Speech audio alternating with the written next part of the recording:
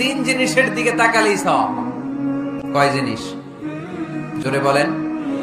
এক নাম্বার আন-নাযার ইলাল মুসহাফ, কোরআনের দিকে তাকালেই সওয়াব, পড়া লাগবে না, পড়লে তো সওয়াব আছে, তাকানো মাত্রই।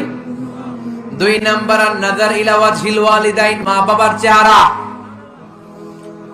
মা বাবার খেদমত করলে তো সওয়াব আছেই, টাকা দিলে তো সওয়াব আছেই, কিন্তু মা বাবার চেহারার নজরের দিকে যদি রহমতের নজরে একবার তাকান, একটা কবুল হজ করলে যেই সওয়াব, ওই সওয়াব আমল নামাই দিবে কে?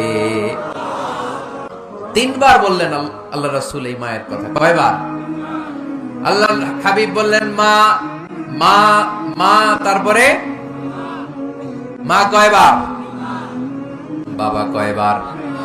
তার মানে ইসলাম মাকে দিয়েছে স্বর্ণ পদক, ইসলাম মাকে দিয়েছে রৌপ্য পদক, ইসলাম মাকে দিয়েছে ব্রোঞ্জ পদক, বাবাকে দিয়েছে সান্ত্বনা পুরস্কার।